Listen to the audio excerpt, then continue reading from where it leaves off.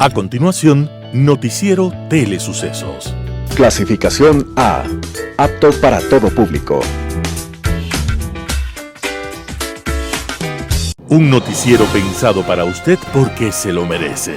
Nos acercamos a la realidad desde diferentes perspectivas. Noticiero Telesucesos. Primera parte del Noticiero Telesucesos con las noticias más importantes del día.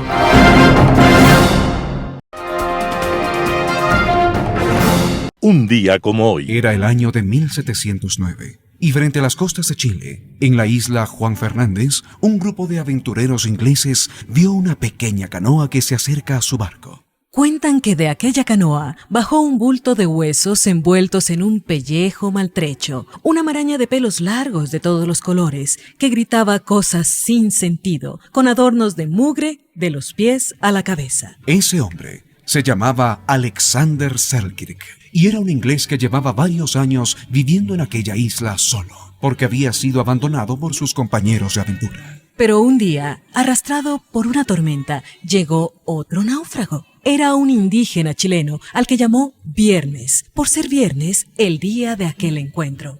Los dos hombres habían compartido aquella penosa experiencia en la isla, sobreviviendo de milagro y con talento, hasta que llegó aquel barco y ahora Alexander Selkirk le contaba al capitán inglés todas sus penurias. Al final, el capitán del barco llevó a Selkirk a bordo, con destino a Londres, y le prometieron a Viernes, el indígena, que enseguida volverían por él. Por supuesto, nunca lo hicieron.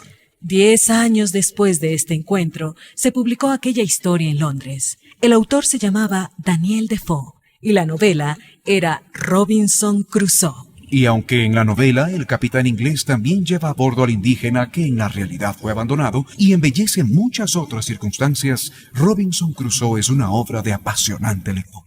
Y justamente un día como hoy, 25 de abril de 1719, se estaba publicando la primera parte de aquella novela, para alegría de los lectores de todos los tiempos y todos los idiomas. Las principales noticias del día. Titulares. Caso Pantalla. 2 retenidos en operativo por presunto tráfico de influencias en concurso de jueces de 2023. La extradición de Hernán Luque se definirá el 14 de mayo. El primer torneo intercolegial sobre historia de Quito será en el Museo de la Ciudad. En política internacional, el Día del Libro.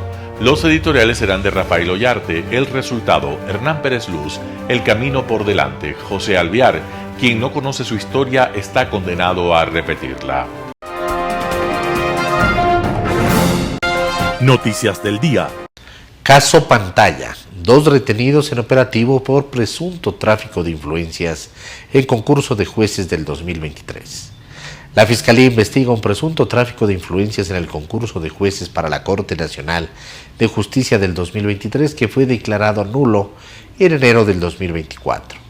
Este miércoles 24 de abril, la Unidad de Transparencia de la Policía y la Fiscalía ejecutaron el operativo Pantalla como parte de esta investigación que dejó 2 personas detenidas y el levantamiento de computadoras, terminales móviles, dispositivos de almacenamiento y diversos documentos. Los allanamientos se cumplieron en Quito en los sectores de Tumbaco, Ciudadela Ibarra, Quitumbe, Conocoto, Rumiñahui y Calderón, detalló la Fiscalía. El caso Pantalla está relacionado con el concurso para nombrar a 7 jueces nacionales para la Corte Nacional de Justicia que inició en el 2023 y estuvo lleno de cuestionamientos. La Fiscalía presume que habrían existido irregularidades en el Consejo de la Judicatura, institución que estuvo a cargo del concurso de jueces. En ese proceso, la Judicatura era dirigida por Wilman Terán, hoy procesado en el caso Metástasis, quien se negaba a anular el concurso pese a las críticas. El Colegio de Abogados de Pichincha y la Federación Nacional de Abogados incluso presentaron una acción de protección para que el proceso se suspenda definitivamente. Tras su detención, el Consejo de la Judicatura declaró la nulidad insanable de todo lo actuado en el concurso para designar jueces con un informe técnico que reveló varias irregularidades. La operación de Fiscalía llega a 14 días de que Alex Palacios, ex asesor de Wilman Terán en el Consejo Nacional de la Judicatura, rindió un testimonio anticipado dentro del caso Independencia Judicial, en el que habló, entre otras cosas, de que el concurso para jueces de la Corte Nacional estuvo arreglado. La extradición de Hernán Luque se definirá el 14 de mayo. El martes 14 de mayo próximo, la jueza Eugenia Capucci, titular del Juzgado Criminal y Correccional Federal 5 de Buenos Aires, en Argentina, realizará la audiencia en la que se analizará y resolverá la extradición de Hernán Luque Lecaro, expresidente de la empresa pública Coordinadora de Empresas Públicas, procesado en Ecuador por el delito de delincuencia organizada, parte del caso Encuentro. El pedido formal de extradición de Luque Lecaro lo hizo el juez anticorrupción Renan Andrade a través del presidente de la Corte Nacional de Justicia, José Swin, días después de que el exfuncionario del gobierno de Guillermo Lasso, el 8 de febrero pasado, fuera detenido en Argentina con fines de extradición por agentes de Interpol. El presidente encargado de la Corte Nacional, en la documentación entregada a la Cancillería ecuatoriana para que sea remitida a las autoridades de Argentina, incluyó la solicitud de que Hernán Luque Lecaro se mantenga detenido en ese país mientras se continúa y concreta con el trámite de extradición. Luque Lecaro es considerado pieza clave dentro de una trama en la que se habían establecido acuerdos para direccionar contratos y ubicar de manera fraudulenta a personas para ocupar cargos en empresas públicas. Hernán Luque Lecaro y Danilo Carrera, cuñado del expresidente Guillermo Lasso, son parte de la lista de 10 personas procesadas por el delito de delincuencia organizada. El 23 de marzo pasado se completaron los 120 días dados por el juez anticorrupción para la etapa de instrucción fiscal, y los procesados están a la espera de que se defina una fecha y una hora para la respectiva audiencia de evaluación y preparatoria de juicio. El primer torneo intercolegial sobre historia de Quito será en el Museo de la Ciudad. El Museo de la Ciudad invita a la comunidad educativa de todos los colegios de Quito a ser parte del primer torneo Gimkhana intercolegial sobre historia de Quito bajo el lema Viaje en el tiempo, resolviendo enigmas, el próximo sábado 11 de mayo desde las 9 hasta las 12 horas. El torneo consistirá en un juego colectivo en el que equipos conformados por 6 estudiantes competirán entre sí resolviendo preguntas, acertijos y retos relacionados con la historia de Quito. En el marco de su programa cultural anual se ha concebido el presente torneo como una iniciativa destinada a ofrecer a la ciudadanía actividades que combinen el aprendizaje efectivo con el disfrute del tiempo libre. En esta primera edición la inscripción estará abierta hasta completar el cupo de las 12 primeras instituciones inscritas o hasta el 6 de mayo del 2024. Los equipos ganadores del primer, segundo y tercer lugar serán premiados en un evento el 31 de mayo. Para más información sobre el torneo y el proceso de inscripción, los interesados pueden acceder al siguiente enlace: www.bit.ly/bases intercolegial. El Museo de la Ciudad está ubicado en el centro histórico de Quito, en las calles García Moreno y Rocafuerte, junto al Arco de la Reina. Entrevista del día. En Radio Sucesos estuvo Juan Carlos Calderón, director de Plan B, para hablar acerca de Carlos Polit, culpable de todos los cargos. Primero, ¿por qué es tan veloz el juicio? ¿No es cierto? Y segundo, evidentemente es un juicio por la... ¿Qué es lo que se definió en este juicio? Este juicio definió que el señor Polit ha comprado, hijo, ¿no es cierto?, compraron propiedades en Estados Unidos con dinero producto de la corrupción. Eso es fundamental. Por eso en el juicio hubo testimonios de Concienzado Santos, de los de Obrecht, el propio empresario Diego Sánchez, otros, Rivas, etcétera, demostrando que Polit obtuvo dinero, que el dinero que obtuvo Polit para comprar estas propiedades, que más o menos suman unos 14 millones de dólares en Miami, fueron producto de la corrupción. Entonces, es un delito que se cometió en los Estados Unidos. No se está juzgando a Polit por sus actuaciones como ex contralor en el Ecuador. Se está juzgando a Polit por que usó dinero. Ahora, lo que tenía que mostrar la acusación, el Departamento de Justicia de los Estados Unidos, la Fiscalía de Estados Unidos, era que ese dinero era sucio, era ilegalmente obtenido. Ahí se configura el delito de lavado de activos. Si tú no puedes demostrar que el dinero es producto de narcotráfico, de la corrupción, de sobornos, de lo que sea, no puedes comprobar que hay un lavado de activos. Entonces, Pollitt al final no pudo demostrar, o la defensa de Pollitt no pudo demostrar que el dinero con el que compraron esas propiedades era dinero lícito. Eso básicamente es lo que ocurrió en Estados Unidos, en Miami. Ahora, tú que estás allá, ¿no es cierto? Plan B está allá. Lo que hizo el jurado es ordenar la incautación de esos bienes adquiridos con dinero mal habido. parte de los bienes, no todos. No todos. Eso fue un pedido de la Fiscalía General. Al final del juicio, cuando ya se declara culpable de 6 cargos, a Pollitt, la Fiscalía pide 2 cosas: el arresto de Pollitt y la incautación de varias propiedades, ¿sí? Que son, porque aparecen, al final, a última hora, aparece otra propiedad, por ejemplo, y por eso se llamó otro testigo a última hora, antes de que el jurado, mientras el jurado estuviera deliberando, porque también se definía eso. Ahora, la sentencia de la jueza fue la que al final del día perfeccionará esta incautación de estos bienes. Eso es lo que va a pasar. Pero es parte, no son todos. La que deberá purgar Pollitt, se ha hablado, se ha especulado muchísimo que puede ser de hasta 100 años, ¿no? Sí, el delito de lavado de activos en Estados Unidos, dependiendo del monto, de los grados, etcétera, todo se valora igual como nuestros códigos penales. Nuestro código penal puede tener unas penas muy fuertes, muy fuertes. Se prevé que por cada cargo serían hasta 20 años, ¿no? Y los cargos son acumulativos. 120 años, más o menos. Más o menos. Pero, digamos, eso dependerá de la jueza, dependerá también, él es un hombre de 73 años, probable que tenga un arresto domiciliario, etcétera, etcétera. Lo que está enfocada ahorita la defensa de Pollitt, nosotros entrevistamos a su abogado, el doctor Tamayo, lo que está en este momento es intentando sacarlo de la cárcel. Ha pedido una nueva fianza, digamos, y sacarlo de la cárcel para que pueda continuar el proceso en libertad o en arresto domiciliario. No sabemos cuál será el pedido en concreto, pero básicamente es lo que está pasando ahora.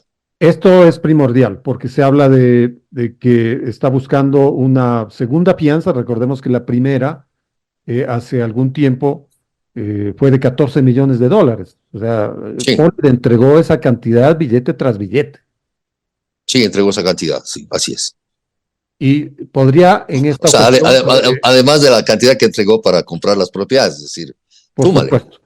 Porque las propiedades, la fianza se valoró en el valor de las propiedades que estaban en cuestionamiento. 14 millones. Entonces, ya usaste 14 para comprar y 14 más para dar tu fianza. Claro, pero en esta ocasión podría otorgársele eventualmente una nueva fianza. Depende de la jueza, depende de la jueza, depende de los argumentos que emita la defensa y si la paga. Había condicionamientos, porque el juicio, bueno, este proceso ya tiene como 2 años y más, ¿no? Al inicio de esto, las discusiones eran precisamente bueno, valoro estas propiedades que están en cuestionamiento y yo voy a entregar estas propiedades como fianza. Decía, pero no, porque ¿cómo voy a entregar confianza a unas propiedades que son las que están siendo cuestionadas? Sí, entonces se tomó otra decisión. No sé qué valorar. Yo veo poco probable que le entreguen otra fianza. En realidad, porque lo que está en duda acá para la justicia norteamericana es de dónde la licitud de los fondos de Carlos Pollitt. ¿Sí? Claro. Y eso es decir, si yo te pongo una fianza, por ejemplo, si yo te pongo una fianza de 20 millones, ya, y voy y pago, entonces tú dices, ¿y de dónde sacó los 20 millones? Exactamente. ¿Que los tenía guardados? ¿Qué hizo? O sea, entonces, ese es el punto, creo yo, que se tiene que valorar también. En Impacto Informativo estuvo Miguel Ángel González, presidente del Comité Empresarial Ecuatoriano, para hablar sobre las secuelas que deja la consulta popular. Escuchemos qué es lo que dijo. Definitivamente creo que es una pérdida de oportunidad para el país el tema del arbitraje internacional, que se haya votado o no, y también el trabajo por horas. Es una ganancia, sí, que haya esta unanimidad en el país en los temas de seguridad, que es tan importante también para todos nosotros. Eso le va a dar más elementos al gobierno para poder ganar y fortalecer esta lucha contra la inseguridad, ¿no? La consulta popular tenía 3 temas o 3 ejes: la seguridad, la inversión con el tema de arbitraje y el empleo con el tema del trabajo por horas. En uno de esos hemos salido fortalecidos, hay unanimidad. Creo pues que le falta al país que nos pongamos todos de acuerdo en cómo mejorar la inversión y el empleo, porque estos 2 temas que son importantes, pues definitivamente la ciudadanía le ha dicho que no y se está perdiendo una gran oportunidad. Yo creo que ha habido mucha desinformación, creo que se ha infundido miedo, temor, la gente ha votado no al trabajo por horas, principalmente creería por el temor al abuso que pueda existir por parte de algún empresario, y el tema del arbitraje internacional también, un tema de temor de lo que pueda perder supuestamente el país por el arbitraje internacional. Pues se hablaba de que se iban a tener que pagar miles de millones de dólares. Creo que es desinformación que ha pues de una u otra manera confundido a la ciudadanía y han terminado votando no por 2 aspectos que son muy importantes para impulsar la inversión y el empleo. Quiero decir también claramente que no es que estos temas son una panacea y no porque se acepte el trabajo por horas, por ejemplo, ya el tema del desempleo se va a solucionar. No es así. El trabajo por horas simplemente era una opción, una alternativa más que iba a haber en el país para poder generar empleo de manera formal, especialmente cuando vivimos en un mundo moderno diferente al de muchos años atrás, donde las necesidades han cambiado, donde la dinámica ha cambiado, y hoy tenemos muchos jóvenes o madres que quieren combinar trabajo con maternidad, o jóvenes que quieren combinar estudios con trabajo, muchas personas que quieren o necesitan trabajar por horas. Entonces, esta opción del contrato por horas era el match o el link perfecto entre aquellas personas que quieren trabajar o necesitan trabajar por horas y las empresas que necesitan contratar por horas, porque también hay que entender que en el mundo empresarial, en la actividad productiva, se crean fuentes de empleo, y algunas fuentes de empleo, pues, que necesitan las empresas es por horas, es decir, no necesitan contratar por las 8 horas diarias, sino por menos horas a la semana. Para eso estaba el contrato por horas, una opción con todos los beneficios de ley, con todos los derechos de los trabajadores, con todos los derechos que se merecen los trabajadores, solo que por horas. Es decir, se está respondiendo a una necesidad de nuestro tiempo, y aquellos que no tienen un trabajo formal también pueden usar esta opción para tener un trabajo por horas en distintas empresas y así poder completar un presupuesto de horas de trabajo y un presupuesto mensual también como ingreso. Entonces, no era la panacea, pero sí era una opción más tan necesaria en nuestro día. Entonces sí, creo que es una pérdida, creo que es una pena y creo que es necesario buscar otras alternativas y que conversemos entre los distintos actores de la sociedad para ver qué otras formas implementamos para poder generar más empleo o incentivar el empleo o ayudar a que la actividad productiva pueda generar más empleo. ¿Qué es lo que el gobierno en ese sentido podría hacer dentro de ese de buscar estos recodos, estas alternativas, estas posibilidades de otorgarle trabajo a la gente? Porque finalmente la pregunta de la consulta popular era eso, era una alternativa ante el creciente desempleo. Hay mucha gente que no acaba de entender, ¿no? En un país donde hay 5 millones de desempleados, que se den el lujo de votar contra una alternativa que le permitía sacar pues a esa gente que no tiene horizontes en su existencia. Sí, totalmente, es una pérdida. Creo que hubo mucha desinformación. Lo único que pudiésemos rescatar o que deberíamos aprender todos en la sociedad es que probablemente la gente tiene temor a los abusos que se han cometido en el pasado, y eso debe llevarnos a todos a reflexionar cómo es importante y qué tan necesario es hacer siempre las cosas correctamente, cumpliendo las leyes con la mayor formalidad posible, siempre por la derecha, y así pues no se generan estos temores infundados, digamos, de que puedan los empresarios utilizar mal esta modalidad de trabajo, aunque igual el que hace las cosas mal la hace con cualquier modalidad de contrato, digamos, esta es una forma de contrato más, simplemente con menor cantidad de horas, pero bueno, si se desperdicia esa oportunidad, ahora lo que hay que hacer es sentarse a conversar para buscar vía reglamentos o vía otro tipo de cambio de normativa, poder crear algunas fuentes de contratos, digamos, que permitan mayor versatilidad. Un panorama de noticias para su estatura intelectual.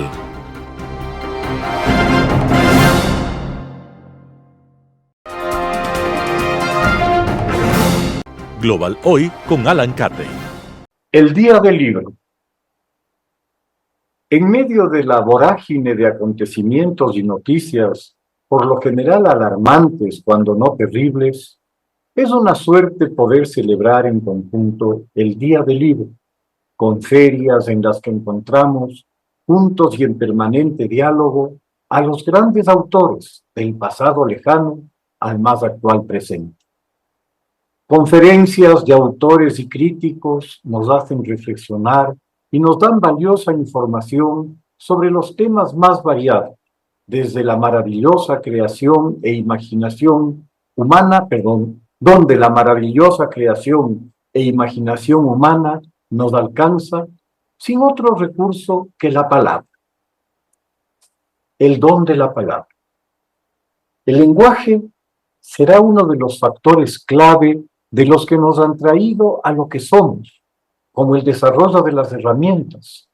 El lenguaje fue decisivo para ir más allá del instinto y ser capaces de interactuar con cada vez mayor complejidad y efectividad, y será uno de los motores clave en el desarrollo del cerebro humano. Durante millones de años, los sonidos que en un primer momento pudieron generar esos lejanos ancestros irían refinándose en unas palabras cada vez más precisas que definían al mundo y a sus maravillas.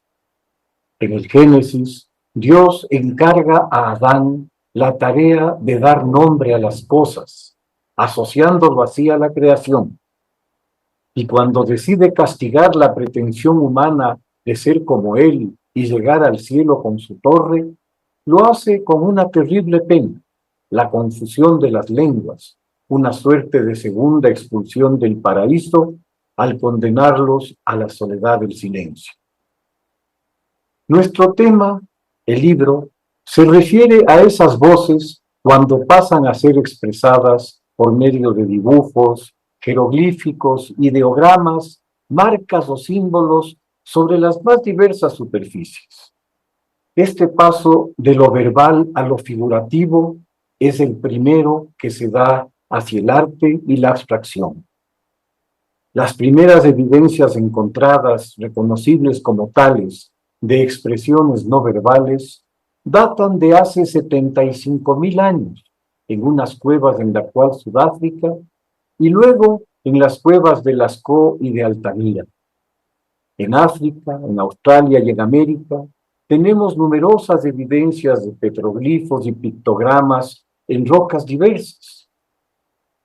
Hace unos 5.000 años, en la Mesopotamia, sumerios y acadios se inventan un sistema inicialmente concebido para mantener registros numéricos tributarios, que pronto progresa de tan prosaico destino al crear figuras y símbolos para las ideas y las palabras.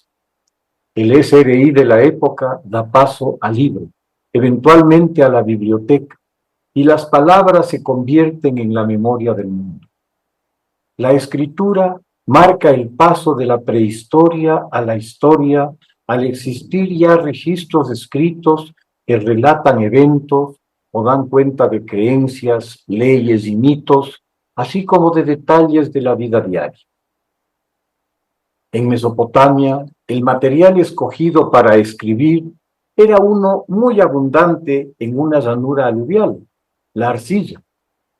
En moldes que se estandarizan con el barro aún húmedo, se imprimen sobre él unas incisiones en forma de cuña, en configuraciones que representan palabras e ideas que luego se hornean.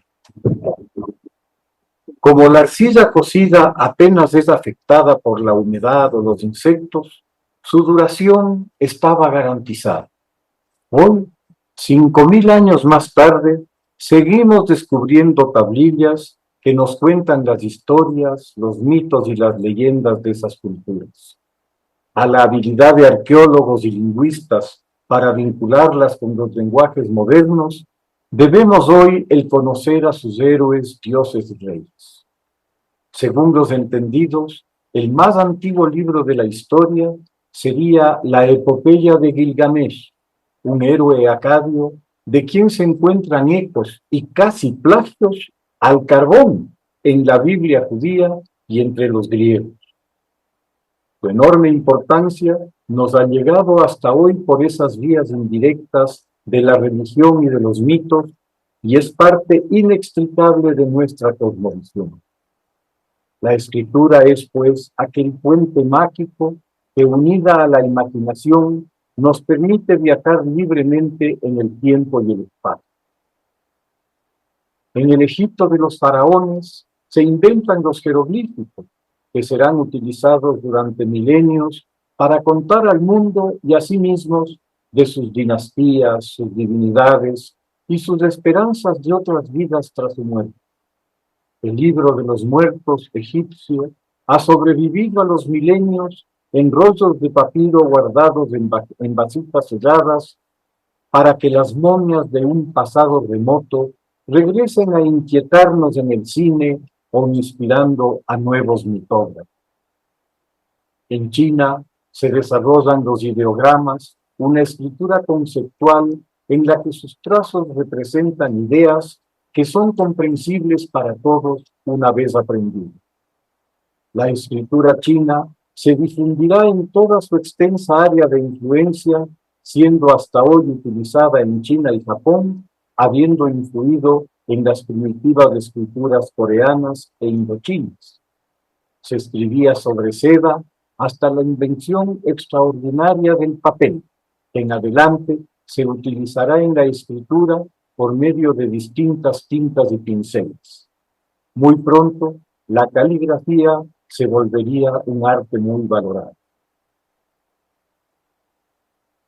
A algún genio desconocido le debemos las letras que escribo y que usted lee, que asoció hace unos 3000 años los sonidos que forman las palabras habladas a símbolos o figuras que las representen, a las que llamamos letras. Quienes desarrollaron esta nueva forma de escribir fueron los fenicios, que florecieron sobre la ribera oriental del Mediterráneo, muy relacionados con todo el Medio Oriente, Egipto y Anatolia, así como con Creta, Chipre, el África del Norte e incluso la península ibérica. Su alfabeto tenía 22 letras, todas consonantes. Las vocales se verbalizaban según el contexto. Los griegos apreciaron pronto las ventajas y la sencillez del alfabeto fenicio y lo adoptaron, introduciendo las vocales y aportaron precisión al lenguaje escrito. Roma adoptaría el alfabeto griego, modificando un tanto la forma de las letras para llegar al alfabeto latino, hoy el más extendido en el mundo, utilizado por 4.500 millones de personas. El alfabeto fonético es fácilmente adaptable a cualquier idioma, agregándole marcadores específicos para acentos o pronunciación modificada de las letras, lo que permite un alto grado de fidelidad con el lenguaje hablado. Su facilidad permitió la democratización del conocimiento por su rápido aprendizaje. Un niño de 7 años escribe y lee tras unos meses de práctica lo que a un escriba tomaba años. Con el alfabeto fonético y el pergamino se volvió posible en el mundo mediterráneo aquello que Borges define como el más asombroso instrumento del hombre, como una extensión de la imaginación, el corazón y la memoria: el libro. Los incómodos y pesados rollos que debían desplegarse para leerlos hizo que a alguien se le ocurra la idea de recortarlos en hojas, y además permitían escribir de lado y lado un ahorro importante en pergamino, una superficie de piel animal tratada para la escritura. La idea de las hojas que al juntarse por medio de unas cuerdas cosidas permitía que se pasara de una en una, debe haber sido en su época una revolución al facilitar la lectura y la escritura. Una corrección ya no requería la eliminación del rollo entero, sino solo de la hoja. pero tal vez lo más importante, es una extraordinaria y única virtud del libro: su portabilidad, que lo convierte en el mejor amigo de los viajeros y el consuelo de los perseguidos, en fuente de inspiración para filósofos y amantes o en trinchera de iconoclastas y disidentes. El libro, como hoy lo entendemos, aparece ya en ese momento tomando el nombre de códice, estableciendo una tendencia que continuará en el tiempo. He querido remitirme a esta memoria sobre lo que nos ha sido legado desde hace muchos siglos, milenios inclusive, por nuestros antepasados, y que finalmente se ha convertido en el vehículo ideal para el aprendizaje y para la cultura. A ellos debemos esta capacidad y esta posibilidad de que la cultura se haya difundido y se haya extendido en todo el mundo. Esa memoria es importante respetarla y es importante conservarla. El día de ayer, 23 de abril, coincide, según la historia, con la muerte de dos de los grandes escritores de la historia, William Shakespeare por una parte y Cervantes por la otra. Estos dos gigantes de nuestra literatura occidental están bien recordados en esta fecha del Día del Libro. Muchas gracias. Editorial. El resultado. Rafael Ollarte, El Expreso. Que las victorias tienen muchos padres y que las derrotas son huérfanas es una máxima que se repite en varios ámbitos de la vida. El electoral no está excluido de aquello. Quienes promovieron el 11 veces no se dicen ganadores, pese a que esa opción solo triunfó en dos opciones. No querían la extradición ni la justicia constitucional especializada, pero se consuelan con que no hayan pasado el trabajo por horas y el arbitraje internacional. Los que promovían el todo sí también dicen haber ganado y goleado 9-2 a los contrarios, como que un referéndum es algo parecido a un partido de fútbol. Ojalá que no se repita otra máxima. Hay quienes no pueden superar una derrota, pero también hay quienes no pueden superar una victoria. Algo que quedaría claro es que la ciudadanía cada vez más vota discriminando lo que se le propone y eso es positivo. Las preguntas de referéndum y de plebiscito fueron contestadas como tales y no como apoyo o rechazo al gobierno. De ese modo, unos pensaban que la violación a la embajada mexicana con el fin de capturar al condenado ex vicepresidente Glass era un mecanismo para lograr apoyos para la consulta, mientras otros creían que los imprevistos apagones de la semana pasada iban a afectar al régimen. El recuerdo del desastre de Lasso en la consulta del año pasado estaba muy fresco. Al momento de la consulta, Noboa no tenía ya el 75% que obtuvo el sí en unas preguntas, ni el 66% de rechazo que logró el no en otras.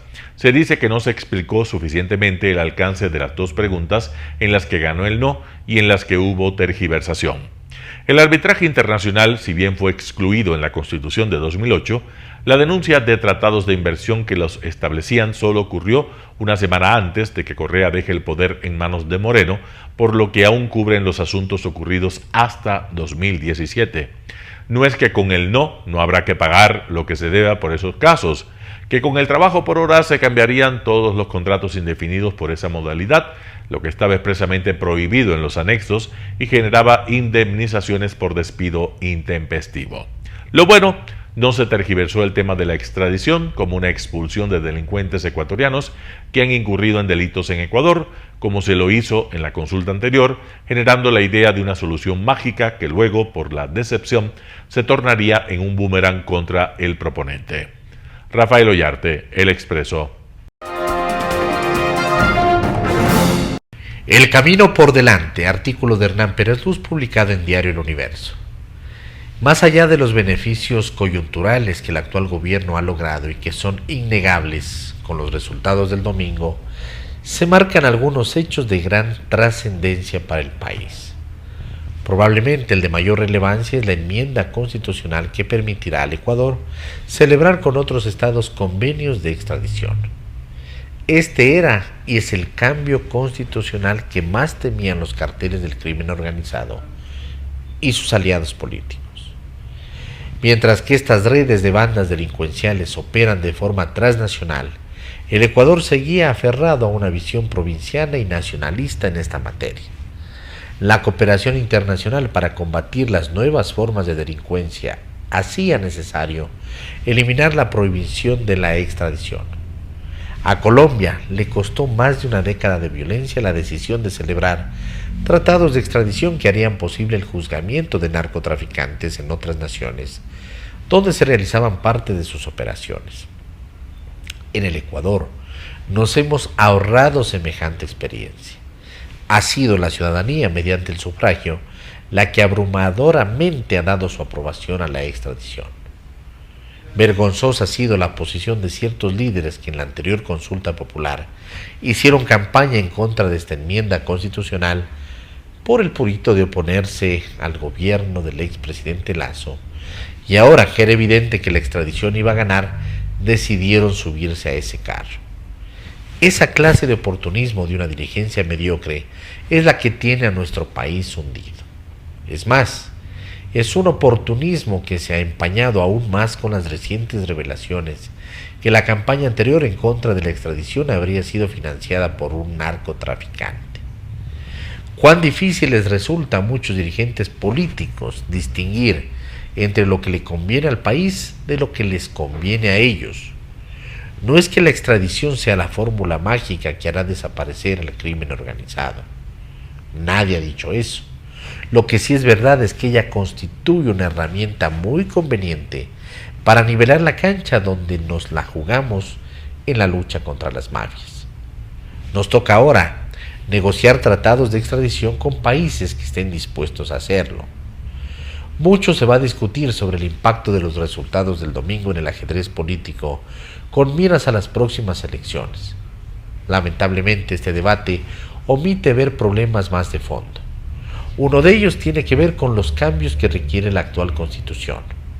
En los últimos años, la Corte Constitucional ha emitido dictámenes favorables con respecto a una serie de enmiendas que van desde la reducción del número de asambleístas hasta la revisión de las atribuciones del Consejo de Participación Ciudadana y Control Social.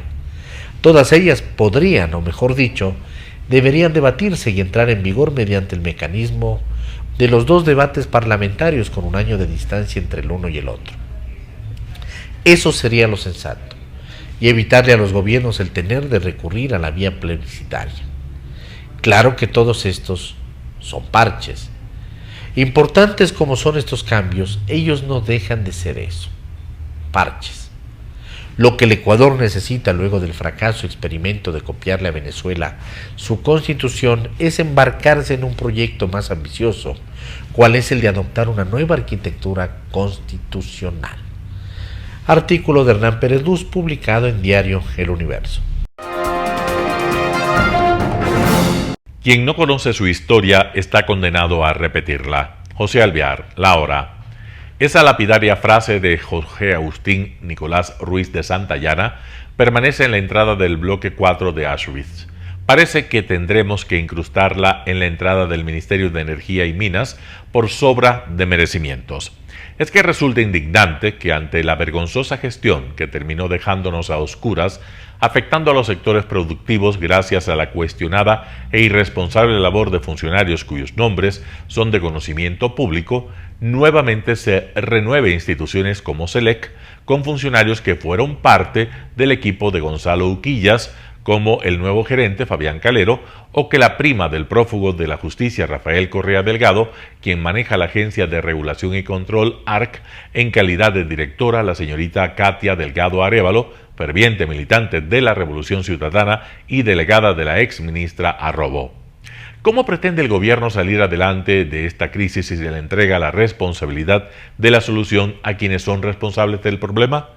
¿Qué esperan Fiscalía y Contraloría para llamar a rendir explicaciones a Uquillas, Santos, Arrobo sobre la crisis del sector eléctrico que tiene la gran mayoría oscuras, con inseguridad, sin capacidad de producir, mientras otros, que presumiblemente indujeron a esta crisis, prosperan haciendo de la misma el mejor de los negocios?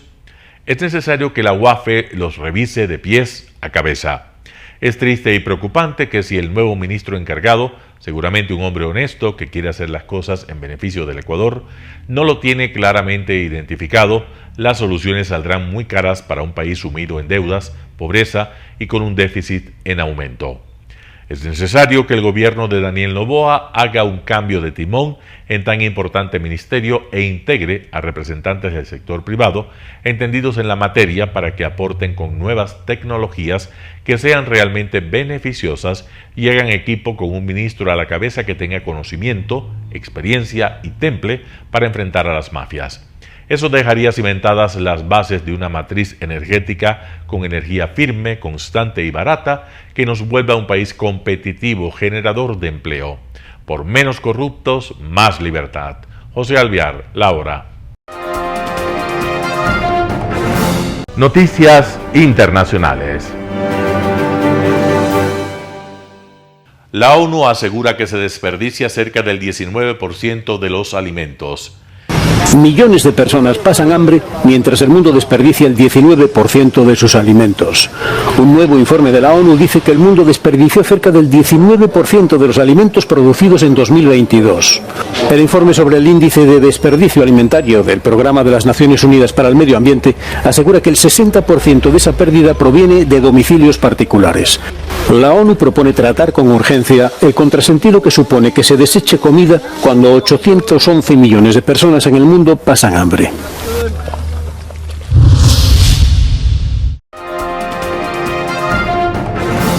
Estudiantes y docentes de Argentina reclamaron al gobierno mayor presupuesto para universitarios. Los universitarios no se compran ni se venden. Estudiantes, docentes y trabajadores unidos por la educación pública argentina.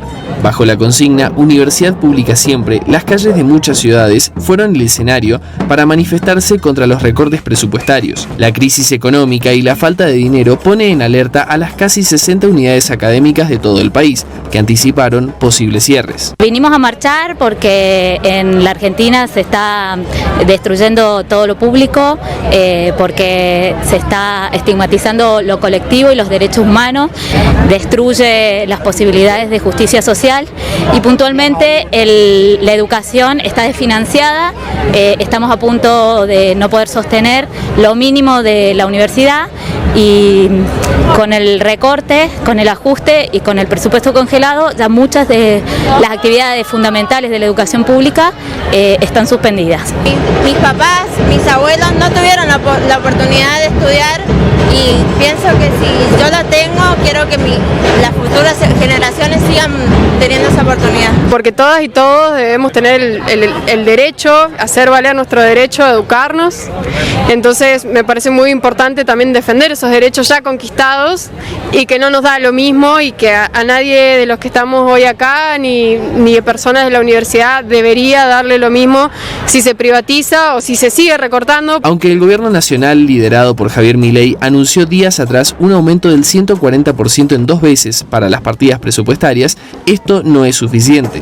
Con casi un 288% de inflación interanual y los aumentos de tarifas de servicios básicos como la energía y el gas natural, el dictado de clases y el desarrollo científico se dificulta. Nosotros no vamos a hacer asignación arbitraria de recursos, eso ya lo dijimos el día de diciembre, no con respecto a las universidades, sino en general con todas las partidas que signifiquen una erogación por parte de todos los contribuyentes, en este caso a las universidades. Ante la postura oficial, el Consejo Interuniversitario Nacional expresó que para resolver los problemas del país es necesario seguir financiando la educación pública.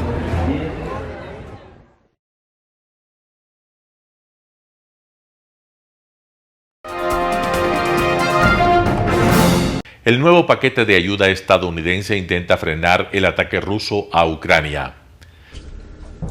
¿De qué le servirán a Ucrania 61.000 millones de dólares en armamento? El presupuesto aprobado por el Senado de Estados Unidos después de meses de bloqueo republicano llega en el momento de la mayor presión de una nueva ofensiva rusa. El diputado del partido del gobierno ucraniano, David Arakhamia, subraya la inminencia del ataque ruso. production internal as well.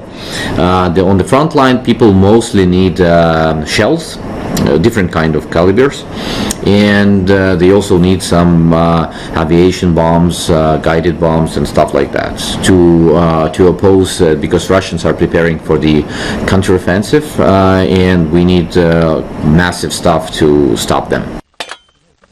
Pero uno de los diputados de la oposición ucraniana cree que los desafíos logísticos y la burocracia podrían frenar el suministro de apoyo militar estadounidense que necesitan desesperadamente para ayudar a la infantería a mantenerse firme. Probably we expect that the armed forces will ask the soldiers to hold the line. This is first. And the second, they will after they will get all the ammunition and all the assistance in the mid of summer, during this time when the soldiers will hold the line, will prepare the new strategy of defensive operation. Las armas, dependiendo de las fuentes consultadas, pueden estar en el campo de batalla desde en cuestión de días a meses. Esto último según la oposición ucraniana.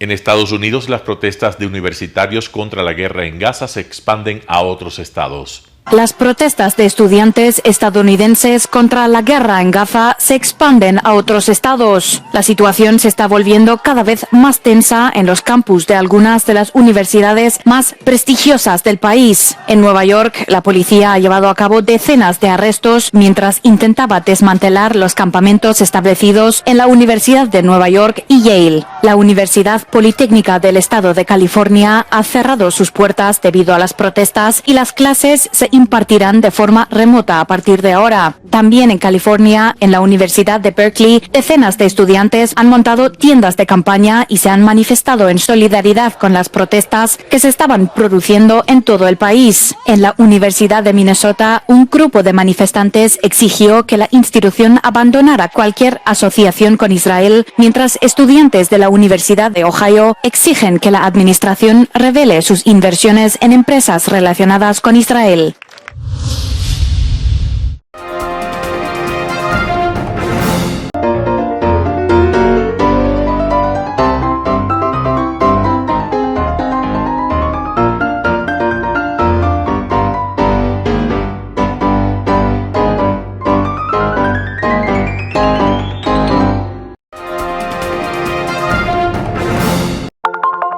Telesucesos, Canal 29 UHF de la ciudad de Quito.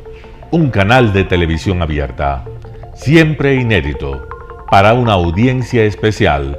Somos cultura, educación, salud, opinión calificada, normas de vida. Y todas las tardes, de lunes a viernes, desde nuestros estudios en Arena Telesucesos, escenario propio destinado a promover el deporte. En tiempo real, usted y su familia, en su televisor, desde la comodidad de su hogar, disfrutarán de los partidos, eventos, campeonatos que realizamos diariamente de ecuavóley, básquet, box, lucha libre, cachascán, gimnasia, artes marciales, tenis de mesa, fútbol sala, transmisiones en vivo de los principales partidos de fútbol barrial y colegial. En fin, somos un canal inédito, inéditos en el deporte. Transmisiones de acción y conocimiento en el deporte. Espacio diario conducido por el arquitecto David López todas las tardes, de lunes a viernes, de 4 a 5 de la tarde. Siempre inéditos y distintos, siempre jóvenes. Personajes jóvenes de generaciones nuevas.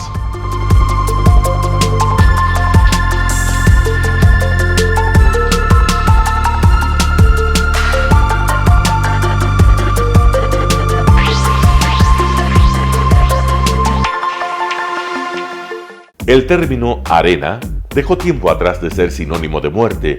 Hoy es un espacio de vida, de desarrollo de una de las actividades básicas del comportamiento humano, el deporte, que quizá, como ninguna, moviliza sentimientos y emociones, elimina como principio la violencia, intereses personales, trampas, desunión e intrigas. El deporte, con sus valores, solo deberá entregar mensajes de bien para mejorar las actuales estructuras sociales y políticas en deterioro en las que vive nuestro país.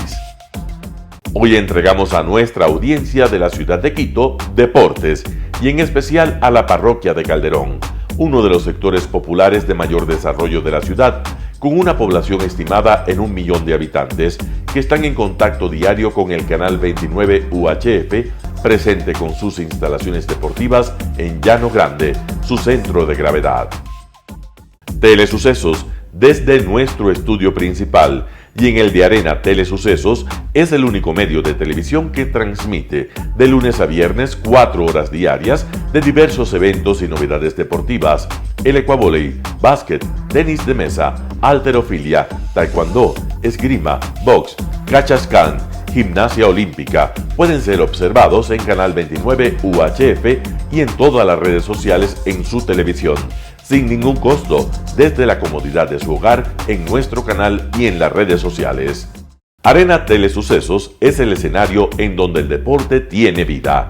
Nuestros invitados y jugadores están en la cancha junto a usted y como nunca antes en la pantalla de su televisor, acercándole a un espectáculo inolvidable de luz, color y fiesta. Por fin usted encuentra el deporte que practica y que nunca es transmitido ni considerado por otros medios de comunicación con la importancia que nosotros le damos. El ecuavóley es el gran protagonista en una cancha con todos los estándares y comodidad para su práctica. Es el único deporte ecuatoriano con partida de nacimiento ecuatoriana. Somos inéditos, nos acercamos al deporte popular de nuestra gente que comparte nuestros esfuerzos. En Arena Telesucesos, aparte del atractivo de los eventos deportivos que transmitimos con nuestra señal a los televisores de su hogar, también entregamos muchos de los valores que encierra el deporte y en especial privilegiamos nuestra identidad nacional en el ecuavóley, jerarquizando su presencia como el deporte con partida de nacimiento en nuestro país. Telesucesos no solo entrega en su programación de deportes un espectáculo, sino que impulsa, privilegia y exige a quienes participan que sean parte de los valores y méritos que el deporte encierra: esfuerzo, superación, perseverancia, respeto, solidaridad, compañerismo, disciplina, puntualidad, sana competencia, honradez en la cancha y fuera de ella. La práctica deportiva siempre generará beneficios positivos para su cuerpo y entregará salud estable, pero refuerza además la identidad personal y premia siempre el éxito conseguido. Estamos entregando a nuestra ciudad con Arena Telesucesos un esfuerzo más de un medio que es fiel a su identidad y que a través de sus contenidos de salud, cultura, opinión calificada y ahora deportes, pretende difundir lo que, aparte del entretenimiento, requiere nuestra gente. Lo hasta ahora realizado está hecho con mucho esfuerzo, pasión y el entusiasmo de nuestra parte, de nuestros empleados, trabajadores y pequeños empresarios que creen en nuestras motivaciones. Hemos dado los primeros pasos para este proyecto que seguiremos haciéndolo gracias a ustedes. Telesucesos, siempre inédito, nuestro canal online a la vanguardia tecnológica, 24 horas de programación continua a través de Internet. Telesucesos Internacional. En el Ecuador y en el mundo, Telesucesos Internacional. ¿Cómo nos sintoniza? Ingresando a www.telesucesos.net. Telesucesos Internacional. Telesucesos, el canal de televisión siempre inédito. El noticiero Telesucesos es retransmitido de lunes a viernes a las 7 horas por Radio Planeta Sur 106.1 FM de la ciudad de Loja. Noticiero Telesucesos.